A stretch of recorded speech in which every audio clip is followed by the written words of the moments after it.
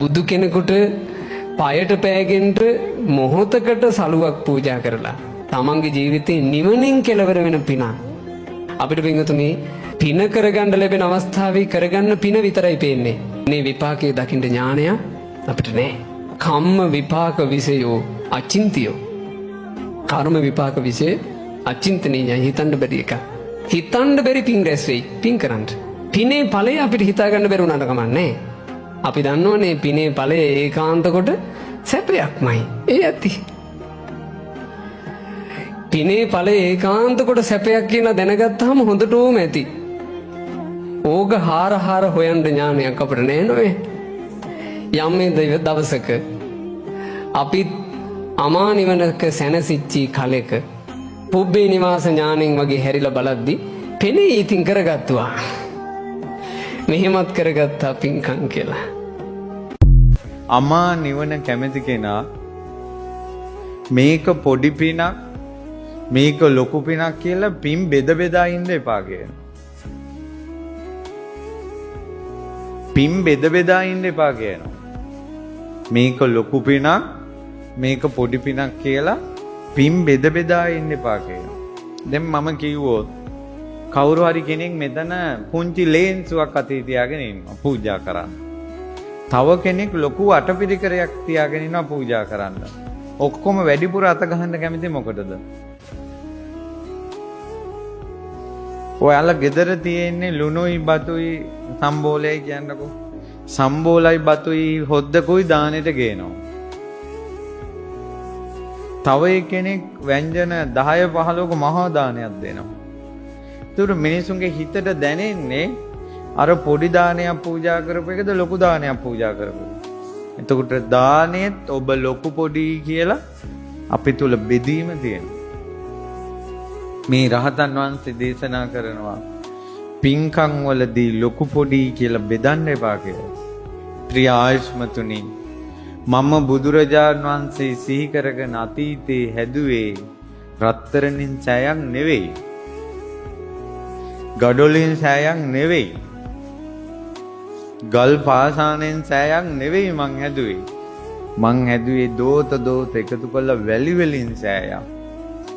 ඒ වැලි සෑය ඔයාලා කියන්නේ පේසාවල්ලු 3 වෙන් කළා, හතරස් කොටුව වෙන් කළා, කොත් කැරල්ල වෙන් කළා එහෙම තිබ්බද? අමා මහ නිවන් දකින්න කැමති කෙනා චේතනාව බලවත් කරගෙන පොඩි පින හෝ ලොකු පින හෝ Tamanට කරන්න පුළුවන් පින කරන්න කියනවා. ඒකට ලස්සන උපමාව ඒ රහතන් වහන්සේ දේශනා කරනවා. ඒ රහතන් වහන්සේ දේශනා කරනවා මොහොතට වැටුණ මිනිස්සේ මොහොතේ ගිලෙන්නේ නැති වෙන්න පුංචි ලෑල්ලක හරි එල්ලෙන්න ඕන කියනවා. දැන් ඔන්න නැවකින් යද්දි ගිලුණා කියන්නකෝ. පොඩි කොටයක් හරි ලෑල්ලක හරි එයා ඉල්ලිලා ගිලෙන්නේ නැති වෙන්න මේකේ ඉඳගෙන ඒ කියන්නේ මේකේ ඉල්ලිලා ඊතර වෙන්න වීරිය කරන්න ඕන. තුරු කවදා හරි බැරිද මෙයාට මේ ලෑල්ල ඉල්ලිලා ඊතර වෙන්න? හැබැයි ඊතර වෙන අයට නැව් වලින් යන්න බැයිද? නැව් වලින් යන අය නැව් වලින් යනවා. හරි? ඔරු වලින් යන අය ඔරු වලින් යනවා. පාරුවෙන් යන අය පාරුවෙන් යනවා. පහුරෙන් යන අය පහුරෙන් යනවා. ලෑල්ලක නම් එල්ලිලා යන්න තියෙන්නේ. ලෑල්ල එල්ලිලා හරි ඊතර වෙනින්ලා කිව්වා. හරි ලස්සන උපමාවක්. තනිකර කෙනෙක් තනි වියදමෙන් සම්පූර්ණ බුද්ධ ගෞරවයෙන් සෑයක් හැදුවා කියන්නකෝ. එයා නැවෙන් ඈතර වෙන කෙනෙක් නම් ඔය සෑයට වැලි ටිකක් හරි පුදලා ඔබත් ලෑල්ලක හරි එල්ලිලා ඈතර වෙන්න. මං කියනවා තේරෙනවද? මේස පුරුවල කවුරු හරි දානයක් දීලා බුද්ධ ගෞරවයෙන් සංඝ ගෞරවයෙන් එයා ඈතර වෙනවා නම් එයා යන්නේ නැවකින් නම් ඈතර වෙන්න ඔබට පුළුවන් කෙසෙල් ලැබරියක් පූජා කරන්න නම් වතුර චුට්ටක් පූජා කරන්න නම් ඒක හරි පූජා කළා ලෑල්ලක හරි එල්ලිලා ඊතර වෙන්න. තව කාරණාවක් තියෙනවා මේ උපමාවේ. මුහුදට වැටිච්ච මිනිස්සයා අර ලෑල්ලේ එල්ලුණාට පස්සේ යාට ඊළඟ සංඥාව එන්න ඕනේ මොකද්ද? මම දැන් ඊතර වෙන්න ඕන මේකේ එල්ලිලා ගිලෙන්නේ නැතුව ඊතර වෙන්න ඕන කියලා. ඒ නිසා ඔබ කරන පින පොඩි හෝ වේවා ලොකු හෝ වේවා ඔබගේ ඔළුවේ තියෙන්න ඕන අදහසක් මේ පින්බලෙන් මම සසරින් ඊතර වේවා කියන අදහස.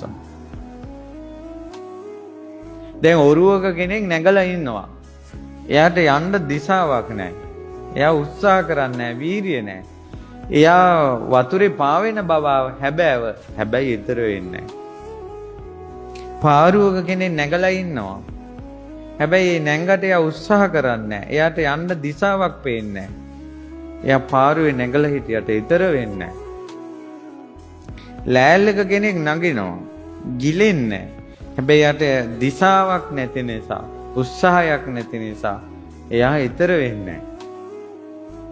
ඒ නිසා ඔයා කරන පිනෙත් ඔයාට මේ පිනේ දිශාවක් නැත්තම් ඒ කියන්නේ මං කරන මේ පිනෙන් මට නිවන් දකින්න ඕන කියන අදහස නැත්තම් ආකල්පේ නැත්තම් මට මේ පින උපකාර වේවා කියන අදහස නැත්තම් ඔබ පින කරපු බව හැබැයි ඊතර වෙන්නේ නැහැ.